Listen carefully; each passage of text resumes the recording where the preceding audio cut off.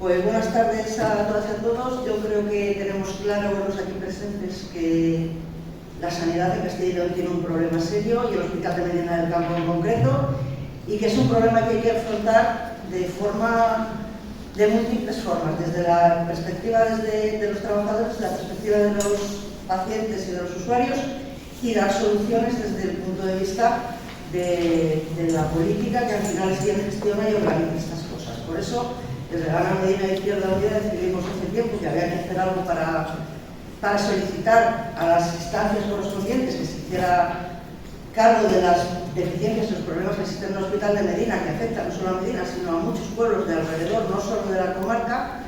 Y después de las elecciones que nos impidieron hacer cosas y demás, pues hemos planteado este ciclo que consta de 3 partes. La primera, unos compañeros de Comisiones Obreras, a los que agradecemos infinito, y a su organización, que hayan venido a compartir con nosotros su experiencia, que son trabajadores de la sanidad pública.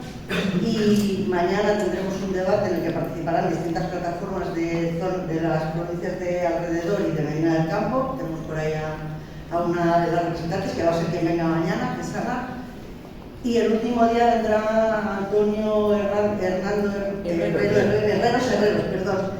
que es médico psiquiatra y además pertenece a la plataforma de Palencia de Defensa de la Sanidad Pública, que nos hablará de las soluciones y las propuestas que se hacen desde la izquierda para solucionar este problema, porque evidentemente se empieza con la gestión y con el planteamiento de los servicios públicos como tales, como servicios públicos, no como negocio.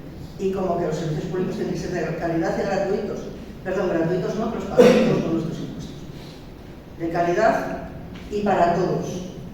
Y tienen que seguir siendo así, como ha sido durante mucho tiempo, y por desgracia estamos viendo cómo esto deja de ocurrir por una gestión que está tendiendo a privatizar la sanidad. Entonces hoy tenemos con nosotros a Beatriz Benavente Bárbara, que es técnica superior en imagen para el radiodiagnóstico y miembro del equipo de acción sindical de Comisiones Obreras.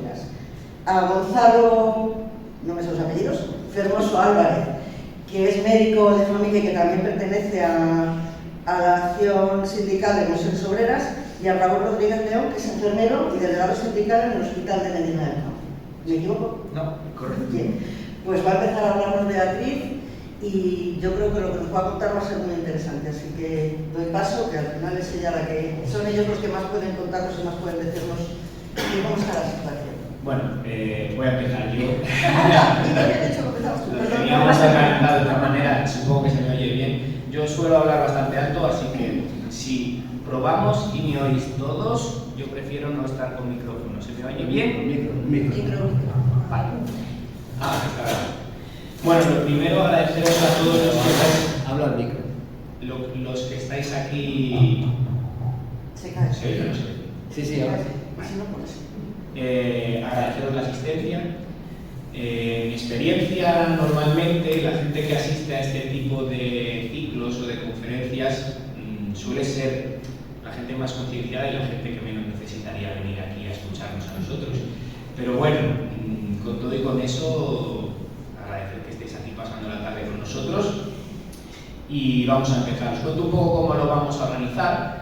Hemos dividido la charla en 3 partes que queremos que sean cortas. Lo intentaremos, que sean cortas, para dejar un periodo al final de debate y de participación para todos los que habéis venido. Si queréis preguntar, si queréis intervenir, si queréis aportar, bueno, pues eso es un poco la idea. Yo voy a empezar contando rápidamente el modelo sanitario de Castilla y León y voy a hablar de la atención primaria. Mi compañera Beatriz va a hablar del modelo de organización de los hospitales, y Raúl se va a centrar un poco más en el hospital de aquí de Medina del Campo y en la coyuntura particular de vuestro hospital. Vale, entonces, os cuento un poco. Hay una ley que es la 8/2010 del 30 de agosto, que es la que rige la ordenación del sistema sanitario en Castilla y León. Es una ley larguísima con un montón de títulos. Yo os voy a contar solo 3 cosas: ordenación territorial, ordenación funcional y órganos de participación, que son lo que creo que nos interesan más para esto. ¿Cómo está organizada el territorio en SACIL? Tenemos 11 áreas de salud, que es el modelo, digamos, es el ámbito de organización fundamental del territorio. Hay 2 en Valladolid y 2 en León, que serán León y Bierzo, y 1 por provincia. Cada Cada área de salud se divide luego en zonas básicas de salud, que es el modelo en el cual se organiza y se centra la atención de la atención primaria. Y luego, aparte de las zonas básicas de salud, dentro de las zonas básicas hay demarcaciones asistenciales, para que nos entendamos, los grupos. Este médico, este enfermero llevan este pueblo y este pueblo, por ejemplo. Y luego hay otras que son las demarcaciones sanitarias, que son más las que rigen el ámbito de la salud pública, las inspecciones, etc. ¿Vale? ¿Cómo está ordenada funcionalmente la atención? Pues está ordenada en atención primaria y atención especializada, y así lo dice la ley, y eso es un error a todas luces, porque la atención primaria ya lleva muchos años en Castilla y León y en España que es especializada, aunque la gerencia regional actual, digamos que quiera retroceder, contratando médicos que no son especialistas ni tienen la titulación homologada, pero no debería ser esta la nomenclatura, es una lucha que no sabemos por qué, por un nombre, la tenemos desde hace mucho tiempo, pero debería ser atención primaria, atención hospitalaria, primer nivel y segundo nivel. Hay muchas maneras de llamarlo, pero la atención es especializada, tanto en el hospital como en la atención primaria.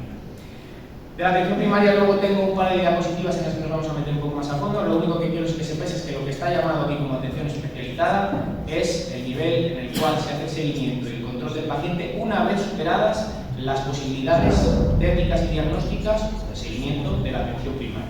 Suele llevarse a cabo en los hospitales o complejos hospitalarios y en algunos casos pues hay centros de especialidades en diferentes ciudades donde también se pasa consulta de atención especializada.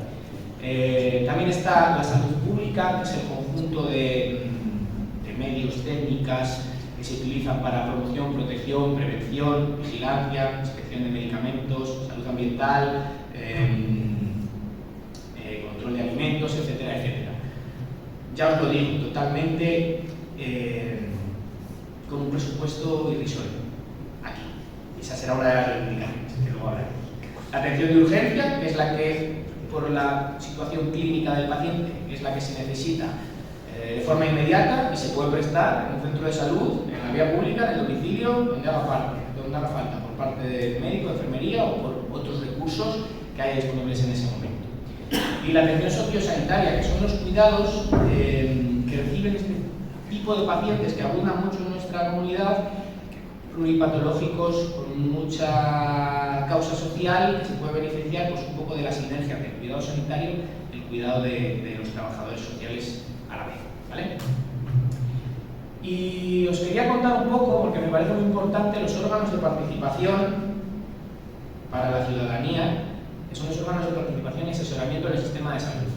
Y con esto ya dejo esta ley. El Consejo Castellano y Leonés de Salud está presidido por el consejero, con ciertas administraciones, etc. Yo quiero ir directamente al Consejo de Salud de Zona, que supongo que muchos de los que estáis aquí conocéis. Los consejos de salud de zona es el órgano colegiado de participación que hay en las zonas básicas de salud. ¿Quién lo forma? Lo forma el equipo de atención primaria. Lo convoca el coordinador normalmente. Bueno, debería convocarlo el coordinador. Lo forma el equipo educativo, organizaciones sindicales, los alcaldes de los municipios, organizaciones vecinales, asociaciones de usuarios, de consumidores, de empresarios. Toda esta gente está llamada a participar. Y en mi experiencia personal, es un órgano colegial que debería tener una importancia grandísima y que la importancia que tiene es muy secundaria. Hay sitios donde funciona mejor y sitios donde funciona peor. Es verdad que he tenido diferentes experiencias, pero depende mucho de la dinámica que se arrastra un poco y de cómo lo quiera plantear ese equipo de atención primaria. Si ese coordinador y ese centro lo quieren llevar como un mero trámite, pues no va a implicar a la población. Pero hay en otros sitios donde sí hay mucha implicación y es, aunque sea un órgano consultivo, tiene peso, porque todos sabemos que a los políticos lo que les importa son los votos. Y si notan que hay una población con fuerza y que reivindica, pues a la hora de la verdad harán caso a ese consejo. Hay un consejo asesor científico técnico que se dedica a aspectos más específicos. Participar, y luego de manera individual, se puede participar en los foros virtuales y se puede participar de forma voluntaria con diferentes asociaciones públicas, privadas que tienen convenios. Esto vamos a contar. Sí que os quería contar y que os queréis un poco con el Consejo de Salud, que algunos de vosotros sé que vais y que la gente no es consciente o la gente no sabe que estos órganos existen. Hay que darles un poco, en el momento actual que estamos, un poco de publicidad para que la gente participe. Hay que participar. Os voy a contar un poco más de la atención primaria, y estas dos diapositivas sí que os las voy a leer literales, porque son 6 puntos en los cuales esta ley define nuestra atención primaria, que es lo que yo os voy a contar. Sea el nivel básico inicial de atención que garantiza la globalidad y continuidad de la atención a lo largo de la vida del paciente, como gestor y coordinador de casos y regulando los flujos. Nos cansamos de oír la puerta de entrada del sistema, la puerta de entrada, es mucho más que una puerta de entrada al sistema.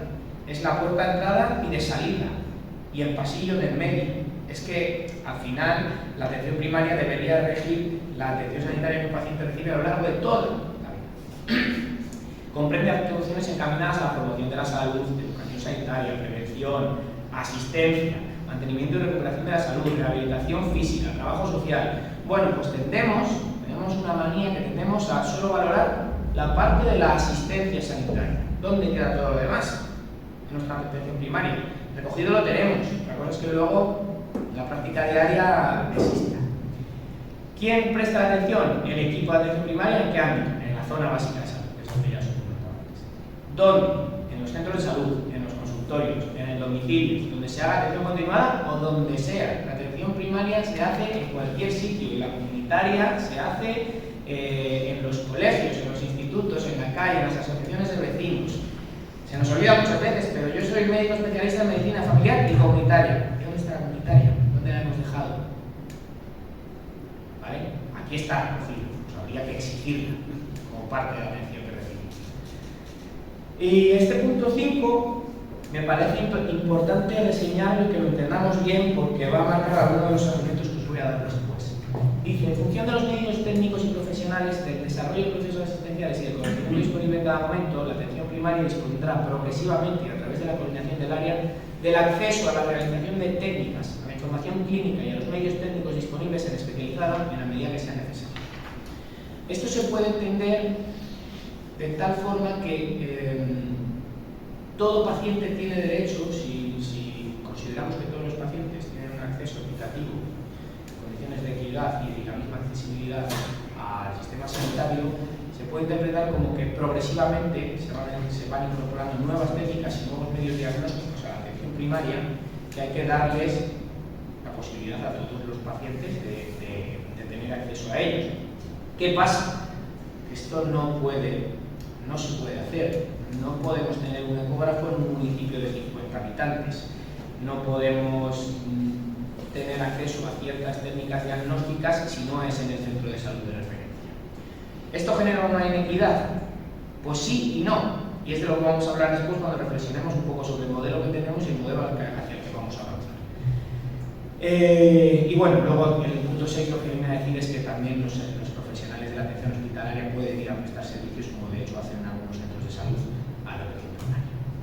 Os cuento 4 cosas, como son las zonas básicas, las urbanas de más de 20.000 tarjetas, semiurbanas más de 7.000 o más de 5.500 y concentra el 80% la población mayor, y el resto son rurales. Medina del Campo, ¿cómo es la situación del área de influencia del hospital de Medina del Campo? Pues atiende a 53.000 tarjetas sanitarias. Con la población estacional de los pueblos que todos conocemos, pues en verano aumenta y en invierno se quedarán estas que son las que tienen las tarjetas aquí. Y son 55 municipios en 6 centros de salud. O sea, hay 6 zonas básicas, una es urbana, una urbana y el resto son todas rurales. Aquí vemos a lo que está obligada la administración con la ley en la mano para pasar consulta en los municipios según su población. Os puedo asegurar que en los sitios donde yo he trabajado se pasan más consultas que estas. Ahora, según tarjeta sanitaria, no según población. Según tarjeta sanitaria. Puede diferenciarse a lo mejor un 10 y 20%.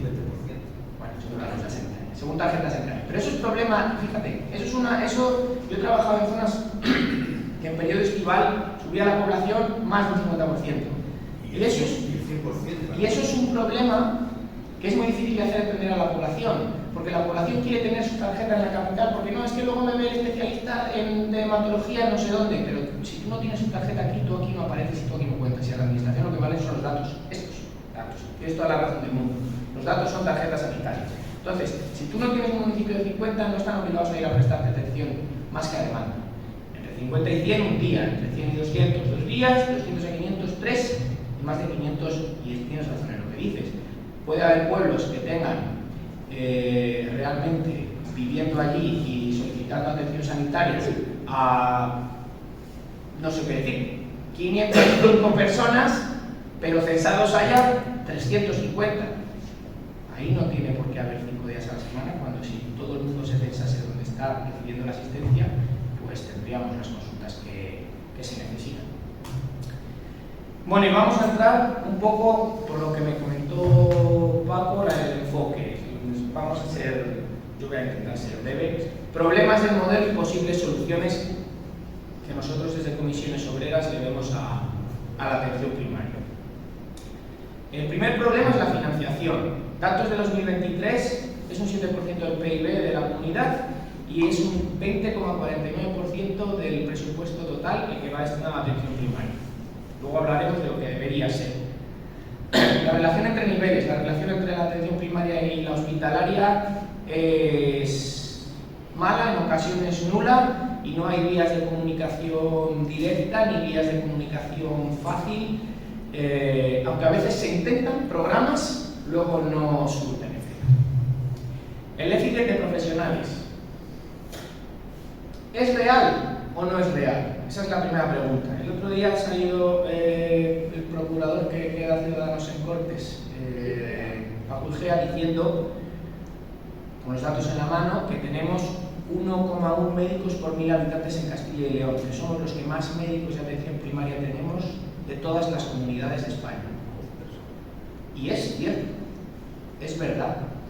Pero ¿por qué tenemos esa sensación de déficit de profesionales?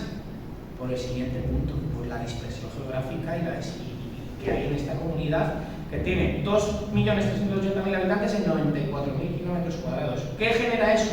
Una desigualdad brutal entre cupos, entre pacientes asignados a un profesional, a un equipo de profesionales.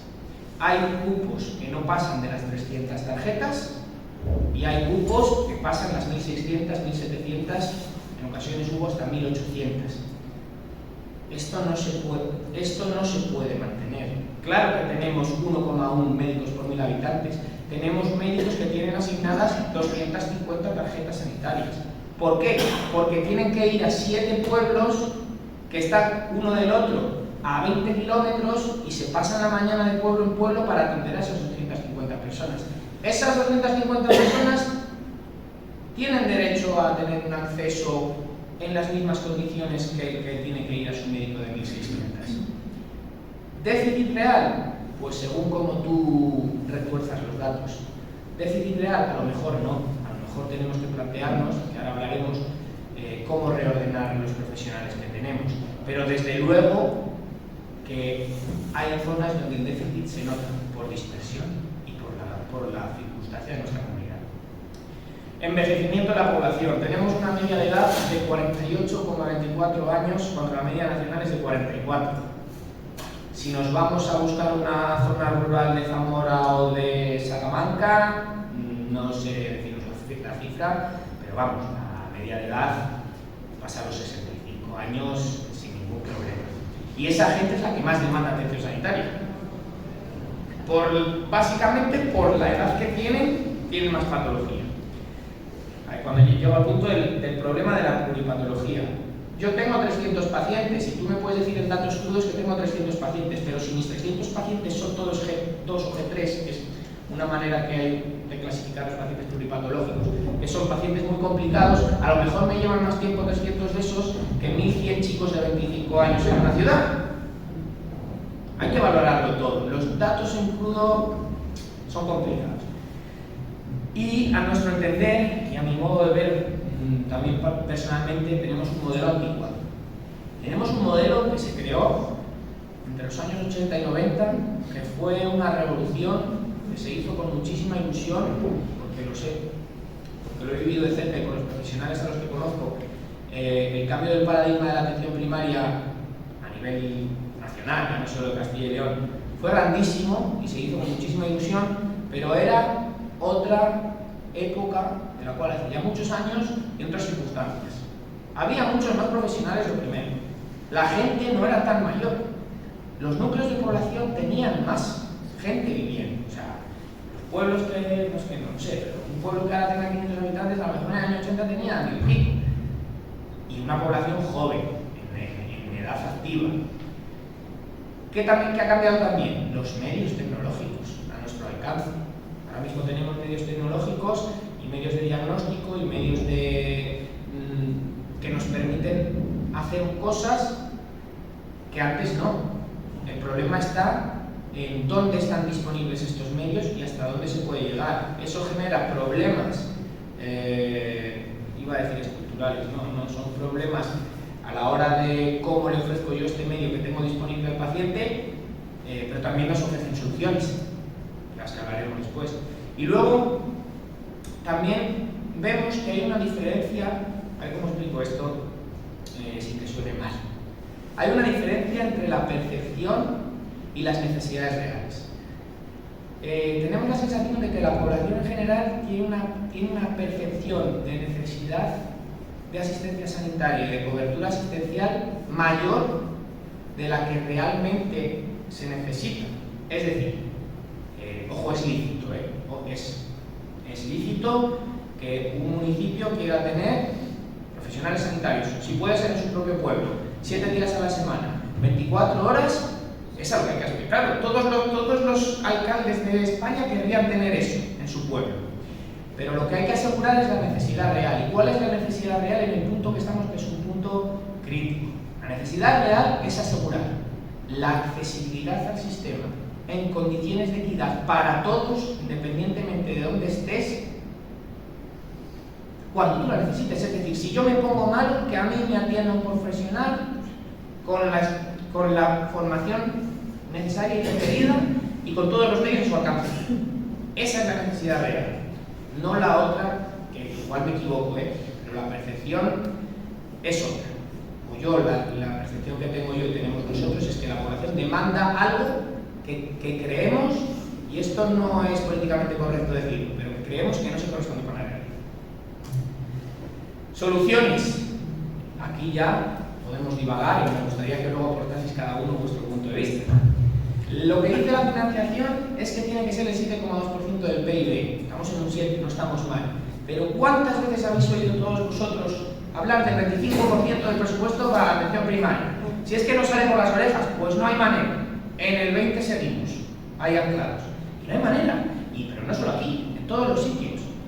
Todos los organismos internacionales y nacionales piden el 25%. ¿Se solucionaría todo con el 25%? Pues no, pero seguro que ese 5% nos ayuda. Más dinero para salud pública. Por favor, solo nos hemos acordado de la salud pública cuando ha habido una pandemia. Y ya se nos ha vuelto a olvidar. Y no han pasado ni 3 años. Y luego la atención comunitaria. La atención comunitaria tiene una labor preventiva y de educación poblacional grandísima. Y no tenemos tiempo material para ejercerla. Muchas veces a los profesionales les falta formación, pero el mayor problema es que no hay tiempo ni ningún incentivo para realizarlo. Por favor, tiempo, formación e incentivos para hacer medicina comunitaria. Porque eso, a la larga, está demostradísimo que vale más que 50 máquinas de resonancia magnética una buena atención comunitaria. Continúo. Es que... Perdón.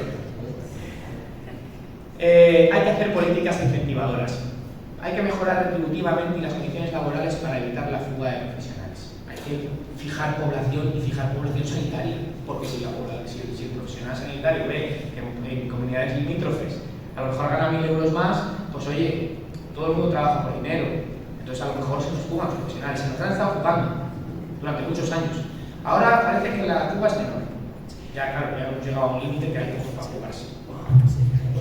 Hay que favorecer un poco la formación y la investigación y sobre todo pedimos que sea en la jornada laboral y retribuido, ya no retribuido, que no te tengas que pagar tú el máster si te quieres formar en algo específico y que te puedas formar en horario laboral, en tu jornada. Porque aquí nos formamos todos los profesionales sanitarios, nos formamos mucho, y yo respondo con mis compañeros, y nos formamos por amor al arte por las tardes y pagando dinero. debería correr a cuenta de nuestra administración. Este siguiente punto me parece importante. Hay que aumentar las categorías que participan en la atención primaria. Hay muchas que tienen cabida. Los terapeutas ocupacionales, ¿por qué los tenemos en el hospital y no los tenemos en la atención primaria? Que es donde se hacen las rehabilitaciones más largas, que duran años. Los nutricionistas, ópticos, psicólogos, los técnicos, los de sí, que luego se quejará ella, logopedas, que se nos pueden ir. Y además, hay un valor añadido que nos darían estos profesionales, y es que liberarían de mucha carga al médico y a la enfermera. A la médica y a la enfermera las liberarían de mucha carga porque están asumiendo labores que harían mucho mejor este tipo de profesionales. Y le darían tiempo a lo mejor a hacer atención comunitaria o a formarse, que es lo que estamos hablando. Aumento del papel de enfermería. Los enfermeros y enfermeras de nuestra comunidad y del Sistema Nacional de Salud están muy bien formados y creemos que asumen pocas competencias teniendo en cuenta para lo que están formados. Es decir, hay que apostar un poco por la especialización de la enfermería, por los seguidores de familiar y comunitaria, que se forman durante 2 años para eso, empezar a transformar plazas para que sean plazas de enfermero especialista y dar mucha más competencia y mucha más autonomía a la enfermera de atención primaria. Binomio médica-enfermera. Es que debería ser innegociable, es que esto no debería de estar ni en la diapositiva, pero la realidad es que ahora mismo el médico o la médica y el enfermero o la enfermera que atienden las mismas poblaciones a lo mejor coinciden 1 hora el jueves y el martes de 9 a 10. ¿Por qué? Porque no llevan los mismos pueblos en algunas demarcaciones asistenciales y tienen diferentes horarios. Pero vamos a ver, si esto cuando se crea la atención primaria se crea con una visión de equipo, y ahora tienes a cada uno en un pueblo a la misma hora, no tiene ningún sentido. Eso tendría que ser innegociable. La relación entre primaria y hospitalaria debería ser fluida, debería haber sesiones clínicas conjuntas, debería haber videoconferencias con ellos, debería haber profesionales de referencia en los servicios hospitalarios que se encargasen de recibir el feedback o recibir las comunicacaciones que tengan los equipos de atención primaria. No sé por qué es tan difícil, pero no lo acabamos de conseguir. Eliminar la burocracia, ya lo he dicho. Pediatría por pediatras, pues no hay nada más que explicar. Igual que no considero que los médicos que no son especialistas en medicina familiar y comunitaria deban trabajar en el ámbito de la atención primaria, no considero que los niños deban de ser atendidos por médicos de familia. ¿Estamos capacitados por ley para ello? Pues sí. ¿Pero le voy a prestar yo la misma atención a un niño que un pediatra? Desde luego que no. Habría que intentar asegurar que todos los niños recibieran atención por pediatra. Hay que acabar con las externalizaciones. Esto sobra decirlo en este foro. Pero, claro, solo buscan resultados económicos, no resultados en salud. Y a la larga nos va a costar más dinero que invertir en nuestra propia sanidad pública. Yo creo que sobra decirlo, pero la política que estamos viendo en otras comunidades y que se está ya empezando a importar aquí va en esta dirección. ¿Qué pasa? Que hay que entender también al usuario. El usuario le dan una lista de espera de 6 meses para hacerse una resonancia magnética y le dicen que mañana le externalizan la resonancia y en el Sagrado Corazón de Valladolid se la hacen pasado mañana. El usuario lo que quiere es que le hagan la resonancia y que le digan lo que tiene. Es entendible, pero hay que concienciar a la gente que a la larga no se va a salir nada. Y hay que recuperar el modelo de atención integral. La atención primaria, cuando se creó con la idea de un equipo de atención primaria multidisciplinar en el cual todos los profesionales estaban interconectados. Como os he contado, a día de hoy queda poco de esto. Y para terminar, nosotros creemos que estamos en un punto de inflexión, un punto crítico. Sinceramente creo que el punto de no retorno ya lo hemos cruzado. Este modelo ya no nos vale. No nos vale. Por falta de previsión. Falta de previsión de consejería tras consejería nos ha hecho llegar a este punto. A lo mejor premeditadamente, pues a lo mejor sí, pero ya estamos en él. Y no estamos en un punto en el que yo considere, nosotros cuando lo pensamos en Comisiones Obreras, el retorno al modelo que teníamos sea posible.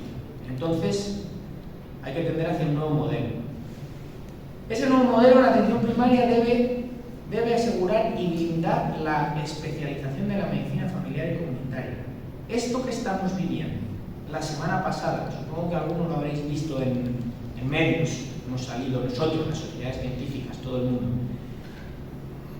de que los médicos de atención primaria puedan ser médicos que no tienen especialidad, recién graduados con títulos sin homologar, generará una inequidad en salud nueva que ya no teníamos, porque es un retroceso al modelo previo, al modelo de los médicos generalistas. Claro, ¿esta inequidad para quién va a ser? ¿Para el que vive en Covaresca o para el que vive en Faverón en Bierzo? ¿Por qué tiene más derecho el que vive en Valladolid, ojo, en Salamanca capital, o en Medina del Campo? ¿Por qué tiene más derecho el que vive en Medina del Campo a tener una atención especializada que el que vive en el norte de Palencia? La atención primaria tiene que ser llevada por médicos especialistas, con formación sanitaria especializada día a día. Y eso hay que asegurarlo y plantearlo. Mira, este punto que tengo aquí de flexibles e inflexibles lo he añadido a última hora, porque esta mañana cuando me ha llamado de la radio se lo he dicho y me ha parecido importante intentar transmitiros. Va a haber que ser, o sea, la población va a tener que ser flexible e inflexible al mismo tiempo. Me explico.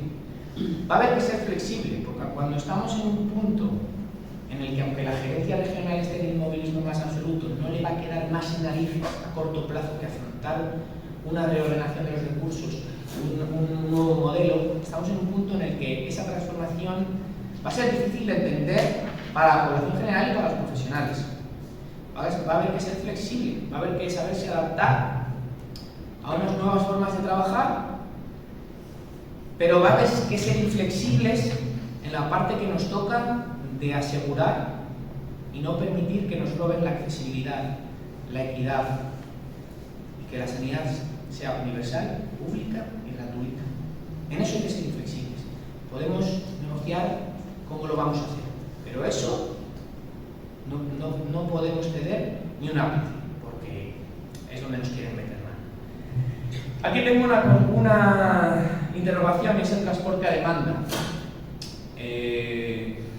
La solución, desde luego, de la reordenación, que sí que creemos, la Comisión Social sí que cree que hay que hacer una reordenación y que hay que afrontarla. Y tendemos la mano a la gerencia regional para hacerla un poco entre todos. ¿La solución es cerrar los consultorios y que todo el mundo vaya al centro de cabecera? No creemos que esa sea la solución. Pero que va a haber que utilizar en ciertos casos, en ciertos municipios o para ciertas cosas un transporte a la demanda, pues sin ser la mejor solución, creemos que va a llegar ese momento y no nos oponemos radicalmente. ¿Por qué? Me voy a saltar las horas de difícil cobertura y luego volvemos atrás. Porque, lo hablábamos antes, tenemos nuevos medios, tenemos nuevas capacidades diagnósticas, tenemos una nueva medicina tecnológica. Y esa nueva medicina tecnológica se la merece todo el mundo. El del municipio que no está en el centro de cabecera se va a tener que desplazar. Lo que hay que asegurarle es que a él no le cueste dinero y que en el momento que lo pida lo tenga de la misma manera que el que está en el centro de cabecera. Por eso tengo ahí nuevas tecnologías y transporte de demanda otra vez. Aquí tardará más en llegar, pero en otros sitios ya se ha instalado este verano, ¿verdad? O sea, ya ha habido este verano servicios de taxi y de autobuses en zonas dispersas por falta de profesionales. ¿Es lo ideal? No, es una solución, zonas de difícil cobertura, pues tenemos muchas. En 2018 se empezó a abordar este tema. Las comisiones tenían una propuesta súper ambiciosa y muy buena. La propuesta de la consejería era muchísimo menos ambiciosa y solo se basaba en criterios geográficos. Tenías que pasar 2 puertos de montaña, estar a no sé cuántos kilómetros del hospital más cercano. Bueno, había que cumplir una serie de requisitos que casi no se cumplían. En Castilla y León casi no se cumplían las zonas de difícil cobertura. Entonces, nosotros lo que opinamos es que hay que incentivar económicamente y administrativamente. Hay que pagar más a los profesionales que vayan a esas zonas, porque si no, no van a ir. Y hay que incentivarles administrativamente, con más puntos en las bolsas de trabajo, o con más facilidad de acceso a la carrera profesional, o con lo que se nos ocurra, pero hay que incentivarlos. Y sobre todo hay una cosa que estábamos hablando nosotros esta tarde, Y es que las zonas de difícil cobertura son zonas de difícil cobertura, no zonas de montaña. Es decir, y para ejemplo, paradigmático, Medina del Campo. Medina del Campo tiene déficit de especialistas hospitalarios en ciertas especialidades. Medina del Campo está en la provincia de Valladolid, no está en una zona periférica de la comunidad, pero ¿tiene dificultad de cobertura? ¿Sí? ¿Por qué no puede ser una zona de difícil cobertura Medina del Campo si reiteradamente constatamos que tiene dificultad para la cobertura de sus profesionales? No solo pueden ser criterios geográficos. Apostar por las consultas rápidas. Un modelo de consulta rápida entre primaria y especializada requeriría esa comunicación fluida que no tenemos, pero estaría muy bien apostar por ese tipo de consultas rápidas y de alta resolución. La consulta telemática protocolizada, videoconsultas con especialistas hospitalarios. Estamos a favor siempre y cuando se rijan dentro de unos protocolos muy estrictos que aseguren la calidad de la atención y que, claro, siempre que haya una necesidad de presencialidad, rápidamente se haga presencial. Pero sí puede servirnos, es una de las nuevas tecnologías que hay que meter. La participación ciudadana, fundamental, os he contado, los consejos de zona. Hay que ir, hay que participar, hay que movilizarse, hay que salir a la calle, hay que pelear esto porque es el usuario al que le va en ello la vida. Como habéis puesto en chapas, no sé muy bien cuál es el tema, pero es algo así parecido. Sois vosotros, los usuarios, los que os vais a ver beneficiados o perjudicados por la dirección que tome nuestra atención primaria y nuestra sanidad en general en este momento de encrucijada, por decirlo de alguna manera. Y luego la educación y la pedagogía, desde todos los ámbitos. Es un poco para lo que por lo que venimos hasta este ciclo. Os agradecemos un montón el interés y que se hagan este tipo de ciclos, pues denota ya cierta participación ciudadana y nos da la posibilidad de expresar desde un sindicato, desde los trabajadores, desde los profesionales de la salud, cómo lo estamos viviendo o cómo lo vemos nosotros. Pero tiene que ser desde todos los ámbitos. Todo el mundo tiene que aportar.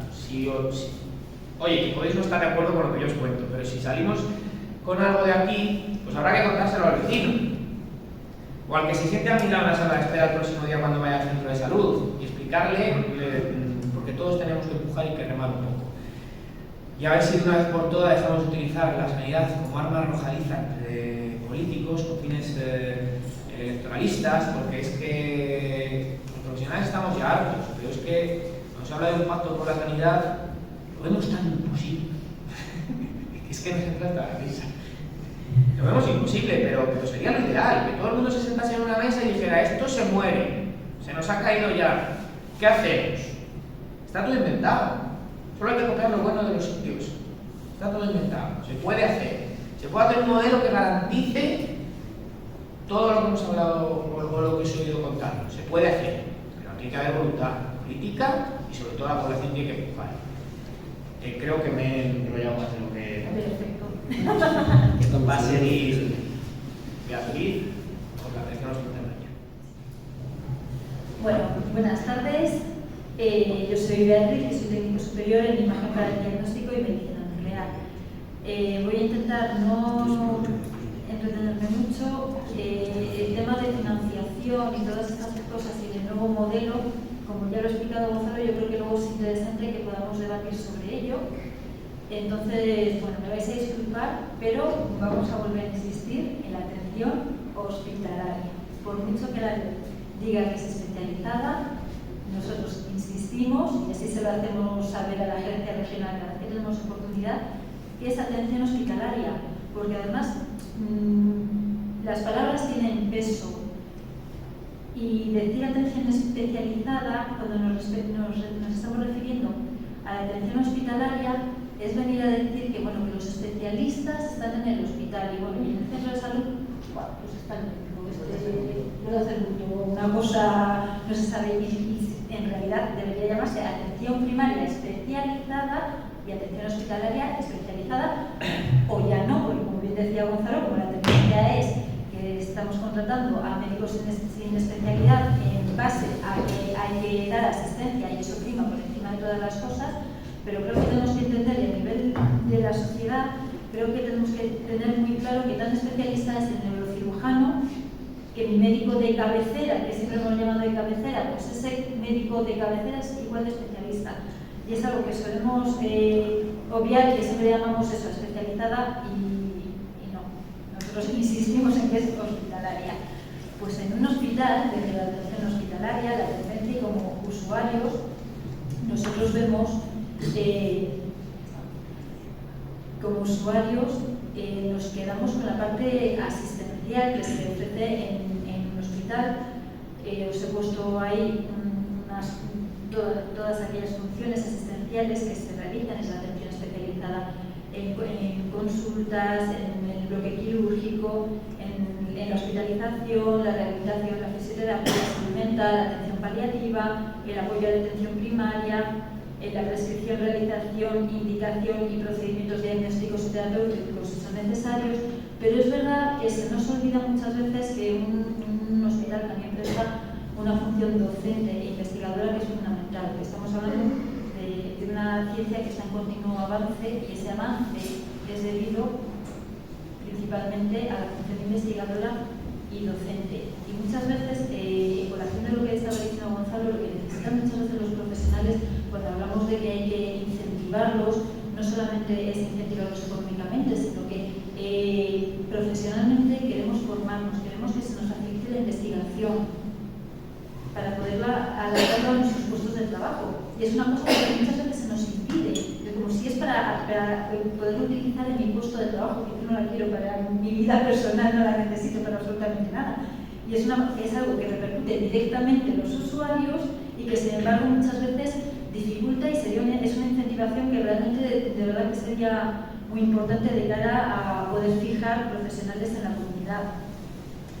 La atención hospitalaria sí que ha recibido una evolución a lo largo de los años. Ha habido algunas cosas buenas y otras no tan buenas. Una de las cosas no tan buenas es que hay un envejecimiento de la población, me refiero a no tan buenas, pues no porque es el envejecimiento de la población, como decía Gonzalo, al final requiere más asistencia.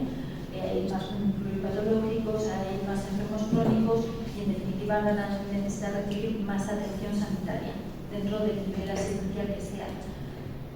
Una parte muy buena es que hay un papel más activo por parte de los pacientes y de la sociedad en general. Desde nuestro punto de vista sigue siendo insuficiente, pero es verdad que de muchos años para acá, que antes era un poco como que lo que me digan va a misa y no se cuestionaba, y ahora pues es verdad que hay plataformas, hay asociaciones, la sociedad requiere también información. Eso está muy bien, al igual que los avances tecnológicos, tanto por el puesto de diagnóstico como por la imagen, pues para volver para casa, porque es verdad que hay una evolución brutal y aparte también respecto a exploraciones y tratamientos, cada vez son menos invasivos, en la información y las telecomunicaciones, que nos las tenemos que llevar a nuestro lado, igual que hablamos de la telemedicina, que para determinadas cosas que estén muy protocolizadas es interesante y está muy bien usarlas, también es interesante cuando, por ejemplo, en nuestra aplicación podemos recibir la clínica, no hace falta desplazarnos.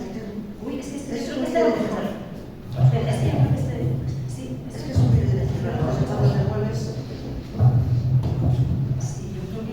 Sí, yo creo que este está mejor.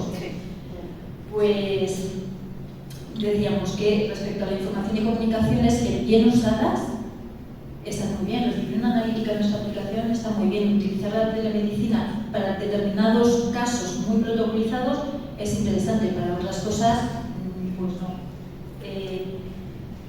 Hay más alternativas a la hospitalización tradicional, ahora hay hospitales de día, hospitales de noche, incluso hospitales de semana. La cirugía mayor ambulatoria ha evolucionado y eso permite que haya menos hospitalización, menos ingresos, menos internamiento. Y la coordinación con otros niveles de atención, que bueno, pues como decía Gonzalo, es una idea que siempre está en mente, pero que parece que nunca se llega a desarrollar, porque esa coordinación de niveles, que es tan fundamental y tan básica y tan escasa al mismo tiempo, pues bueno, ahí ha habido, no sé si involución o evolución escasa o nula. La pandemia no ha ayudado. No. Sí que es verdad que cuando hay coordinación con otros niveles como la atención sociosanitaria, que debería ser también bastante más fluida, pero bueno, digamos que hay una ligera evolución. Respecto a la clasificación de hospitales, casi es que me la voy a saltar. La clasificación de hospitales nos daría para hacer un monográfico de clasificación de hospitales, y no vamos a hacer, porque hay un montón de tipos de clasificaciones, pero lo que a nosotros nos interesa es saber qué tipo de hospital es el nuestro, es el de Medina del Campo. Es un hospital comarcal, que tiene un hospital de referencia que es el clínico, tiene pocas camas, tiene una dotación de tecnología, de alta tecnología, escasa pero suficiente. Tiene pocos médicos y escasa complejidad de atendida. Que no es comarcal, pero las clasificaciones de este hospital comarcal se englobaría por número de camas y por todo lo demás en esa clasificación. Pero de todas maneras, luego Raúl os hablará del hospital de Medina. ¿Cómo accedo a un hospital? Pues bueno, hay que tener claro que la atención hospitalaria está para garantizar la continuidad de la atención integral cuando la atención primaria ya no puede asumirla, pero con la idea de que vaya a la atención hospitalaria y que ese paciente regrese a la atención primaria. Es decir, la atención primaria, como decía Gonzalo, nos va a acompañar a lo largo de nuestra vida. Puntualmente tendremos que irnos a la atención hospitalaria porque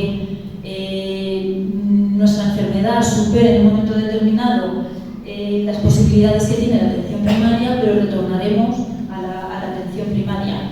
Las vías de acceso, como todos supongo, entiendo que en algún momento hemos sido usuarios de la atención hospitalaria, pues será por consultas externas, a través de la indicación de atención primaria, de internamiento por indicación también de un médico especialista, o urgencias, que puede ser porque nos lo indique nuestro médico, porque nuestra situación de salud así lo requiera. El hospital, ¿cómo se organiza? Yo voy a intentar eso, ser como muy breve y no leerme toda la diapositiva, ¿vale? Porque la estáis viendo aquí, pero un hospital, bueno, pues tenemos a un director gerente, una dirección médica, una dirección de enfermería y una dirección de gestión y servicios. La dirección médica asume todo lo relacionado con lo que afecta al personal licenciado especialista. Ahí no se ve tampoco, ahí se ve pequeñito y aquí también se ve, pero vamos, que como no lo voy a leer todo, porque para eso está en las redes, pues esto ya está. Tenemos una dirección de enfermería que asume a todos los profesionales sanitarios no licenciados especialistas, que es verdad que la dirección de enfermería no asume solamente al personal de enfermería, sino que asume al personal sanitario que no es licenciado especialista. Y luego pues, la dirección de gestión y servicios. A mí también, aparte de diferenciar entre este tipo de direcciones y de categorías profesionales, a mí me gusta también diferenciarlos, como veis aquí, entre personal sanitario y personal de gestión y servicios. Yo muchas veces les llamaría entre los visibles y los invisibles, porque hay categorías que son fundamentales, que todas las categorías son fundamentales, pero que creo que nadie se da cuenta que están en un hospital, y es verdad que hay que tener muy claro que dentro de la atención hospitalaria, dentro de toda la atención sanitaria, pero dentro de la atención hospitalaria, que somos un montón de categorías, hay que tener tan claro que tenemos que ser un engranaje perfecto para que todo fluya, que muchas veces realmente es difícil encajarlo, y hay que tener en cuenta, pues, como veis aquí, dentro de las categorías de personal sanitario y personal de gestión y servicios, somos un montón de categorías. El grupo A1, que estos son los antiguos licenciados, principalmente son los médicos licenciados especialistas, pero también está farmacia hospitalaria, están los psicólogos clínicos también con su especialidad. A2 son los antiguos diplomados universitarios. Bueno, esto daría, si la clasificación de los hospitales da para monográficos, la clasificación profesional nos daría para vamos. Pero bueno, serían los antiguos diplomados, enfermería, terapia ocupacional, logopedas, C1, técnicos superiores sanitarios, diagnóstico, laboratorio de anatomía patológica, documentalistas sanitarios, higienistas bucodentales, C2, farmacia y técnicos en cuidados de enfermería.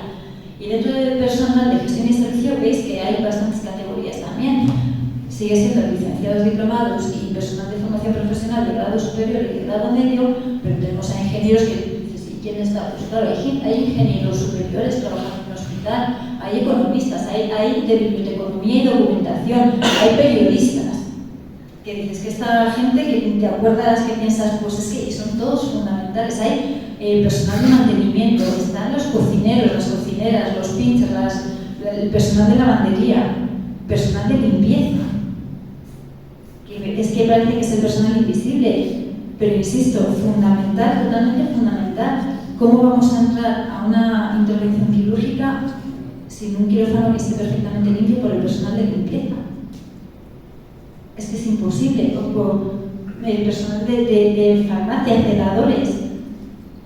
Y esto hay que tener muy claro que cuando se habla de sanidad, se habla de todas estas personas, de todas estas profesiones y todos estos trabajadores.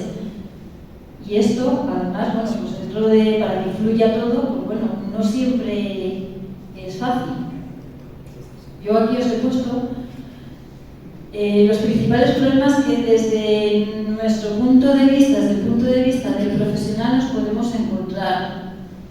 Uno de ellos, déficit de profesionales que hemos visto en la atención primaria y en la atención hospitalaria también. Cada vez hay más déficit de más categorías y es verdad que de aquí a unos años se va a jubilar un montón de gente y parece que o no hay repuesto o no se está encontrando ese repuesto. Me refiero a que no se está encontrando porque nosotros muchas veces nos encontramos con que llega el verano y no tenemos personal para cubrir determinadas categorías.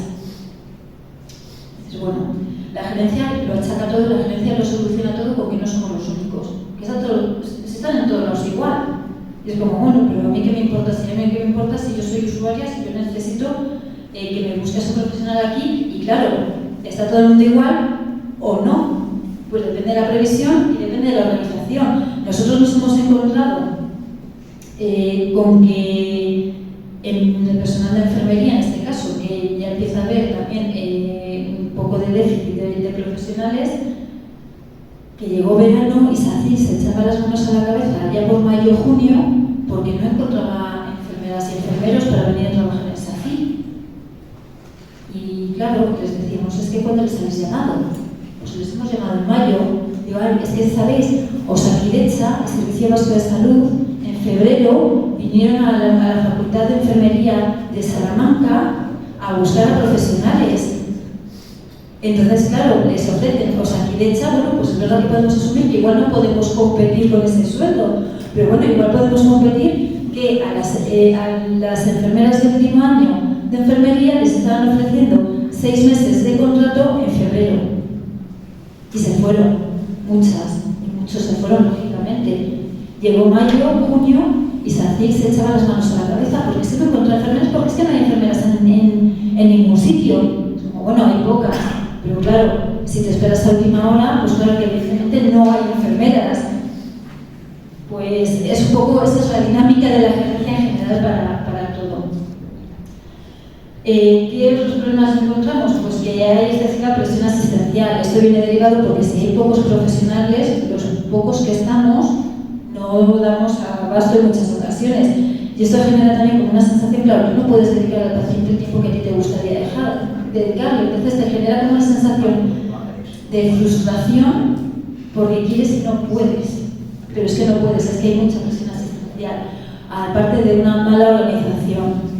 Hay muchas veces que intentas hablar con tu superior y bueno, pues no con los mandos intermedios o las direcciones y bueno, ellos lo saben todo y como que no están muy por la labor de escuchar propuestas que puedan venir de los trabajadores que conocemos lo que está pasando en nuestros servicios. Además, como decía Gonzalo también, el escaso acceso a la formación y prácticamente nulo en el tiempo de trabajo. Nos formamos en nuestra casa nuestros ratos libres con nuestro dinero.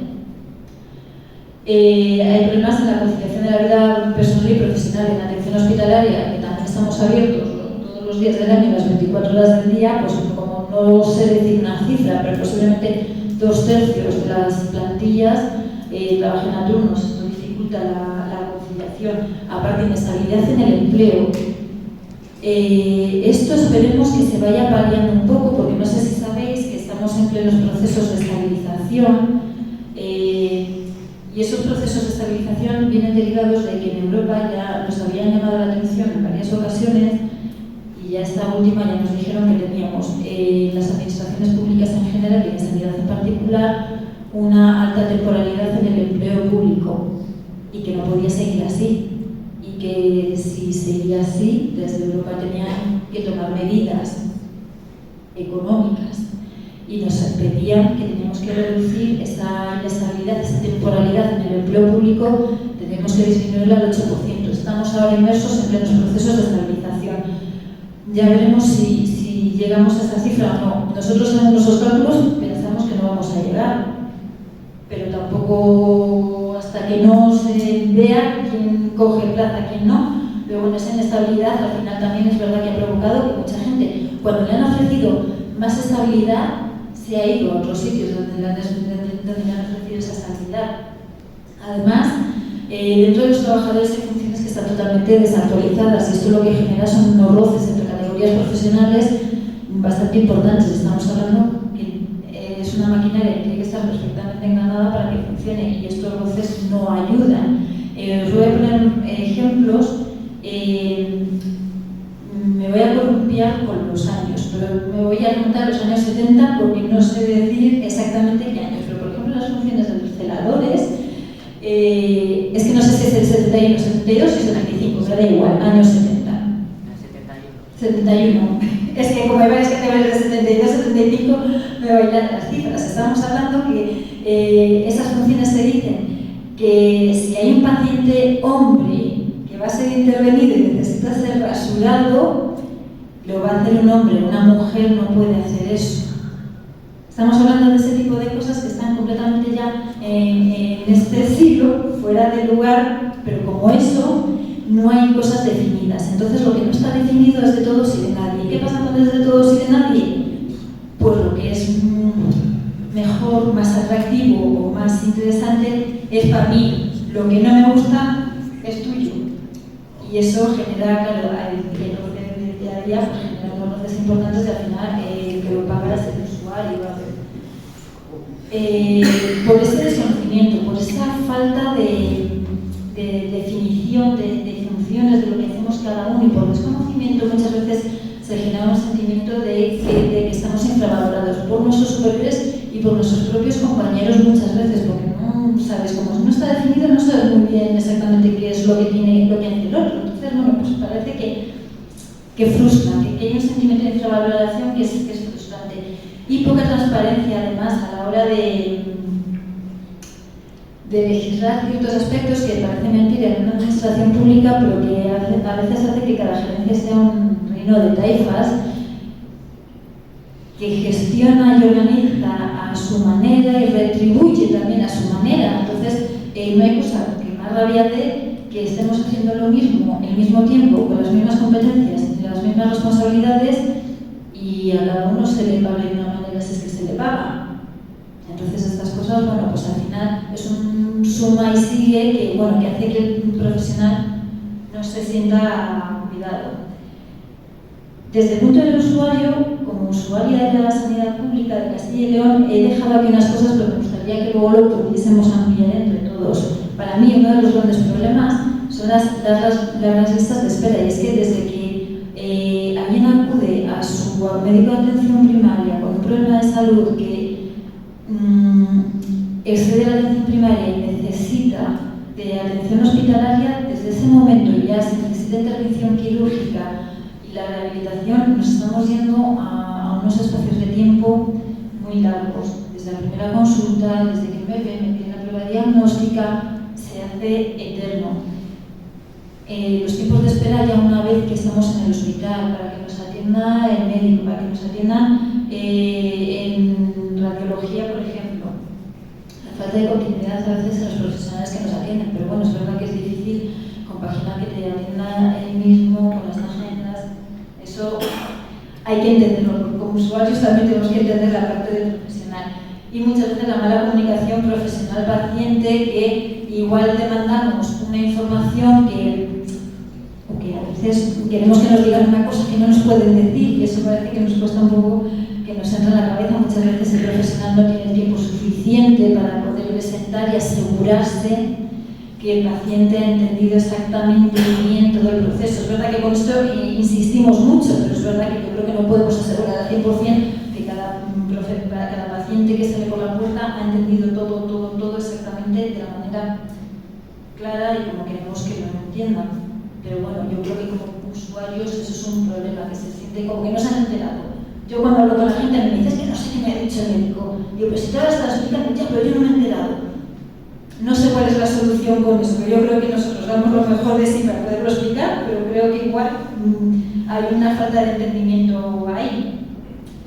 Y sin más, y para poder luego debatir, opinar, lo que queráis, voy a dar paso a Raúl, compañero de Medina del Campo, además, que os va a explicar la cobertura especial de Medina.